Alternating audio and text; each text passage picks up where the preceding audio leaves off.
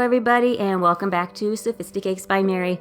For this tutorial, I'm going to show you how to make this trendy modern floral arrangement cake.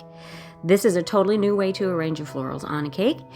And the background is pretty neutral, with just the added touch of some buttercream petals and a few dragées. I think this really packs a punch in this design, and I hope you enjoy it. Now you can do this with fresh flowers.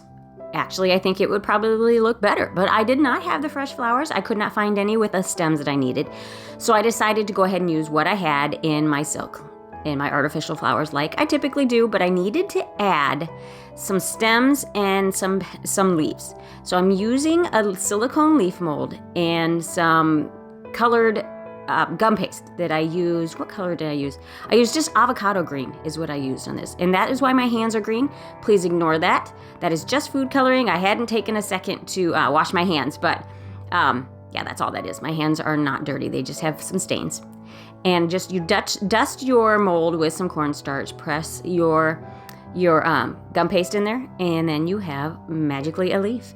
And I'm attaching them to the wires, to floral wires. I don't have green ones, so I'm gonna have to use some floral tape to mask the white. But what I'm doing there is I am just heating up the end with a creme brulee torch.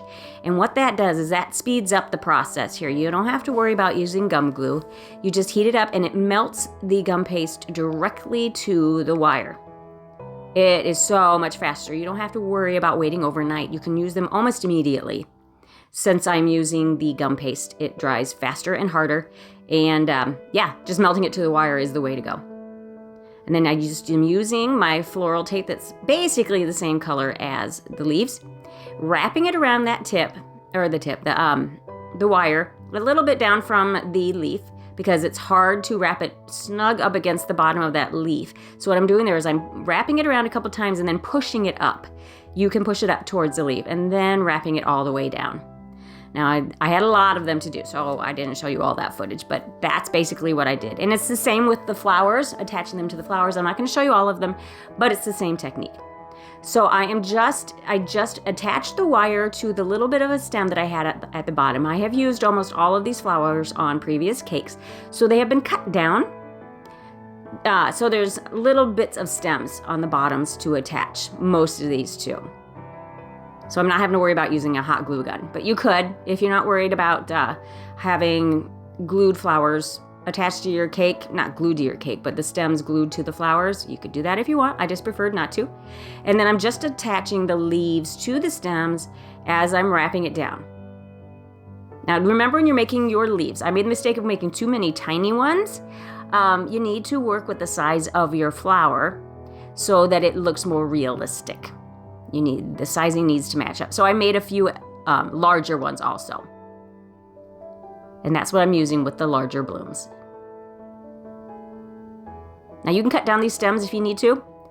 I would worry about that when you attach them to the cake. It depends on how the arranging is going. You might have to cut them down. And now I'm putting my buttercream layer on my pre-crumb coated cake that has been chilled. And I'm just using my reusable bag that I got from Kutex Supplies, Cake Decorating Supplies. They have those. I do have a link to that. I will try to remember to add that in this video, in the video description. The link to Kutex for if you would like to get this or their other cake decorating supplies. And then I'm just smoothing it with my spatula and my smoother. I like the plastic ones because they're just a little easier to manage. I have small hands, a little easier to manage than the larger metal ones. And then just place it in your freezer while you are working on your top tier. You could use the refrigerator if you prefer. I move pretty quick because I've been doing this for a while. So the freezer sets it up faster for me. And I'm gonna do the same for the bottom. Or actually, this is the top tier, isn't it? Do the same for the top tier. And I do leave a rough edge on the top because I feel like that just kind of makes it look a little bit more organic. And since we're using flowers on there, I like the organic look with that. Now you might have noticed that I use different techniques to apply the buttercream sometimes. Sometimes I just use a spatula, sometimes I use a piping bag, sometimes I just smooth it around horizontally, and sometimes I smooth it first vertically up and down. It just depends on my mood that day. I don't know. I don't have an explanation for that. Different days or different moods. Then we're using our straws to support the top tier. Typically I use larger ones, but since this is for demonstration purposes and not going to a customer, I had smaller ones on hand. I had to order some of my larger ones, and it works for that. But I would recommend the larger boba tea straws to support a top tier. And since that top tier had been in the freezer, I could just lift it up directly onto the cake.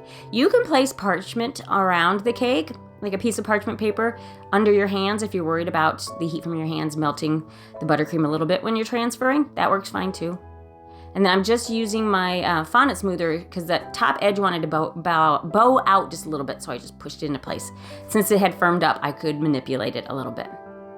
And someday I'm going to show you, I did actually film the loading up my palette knife with the buttercream to do the buttercream petals, but I don't know where that footage went. I'm still trying to figure out this camera, and I'm using 2 angles now. I'm using my phone for the top down angle and my camera for head on typically, to try to get different angles of the same techniques of me doing the same thing so you can see different vantage points. But I don't know, maybe I just forgot to press record on my my phone. I don't know. I apologize for that. So I need at some point just kind of demonstrate how I do that.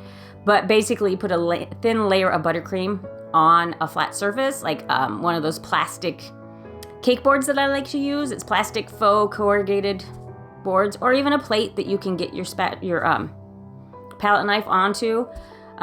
So you do a thin layer of buttercream, and then you use your palette knife and you just kind of scrape from the outside in. So you get the middle of your palette knife loaded and less buttercream on the outside edges, and you just place it on your cake and slowly and gently swipe your palette knife down. I'm doing it with my hand, but you can't see it. But I suppose you can see it on the video, can't you? Now I did want to go too crazy with this. I wanted just white on top of the blue, because I wanted it to be light and the concentration to be on the flowers and not necessarily the background, but I didn't want the background to be boring. So I'm just using some dragées in the centers of all these little clusters of petals.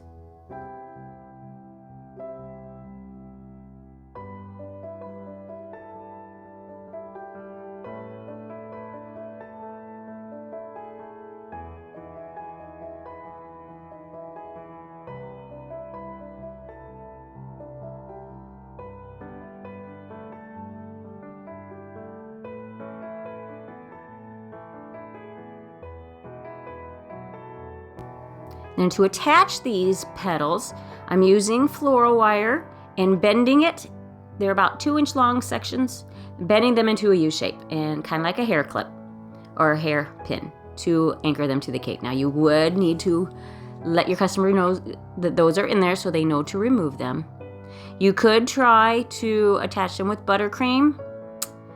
I just think the weight distribution would make them very hard to attach that way and get them to stay. That's why I go with the wires and just always inform people. Communication is key here.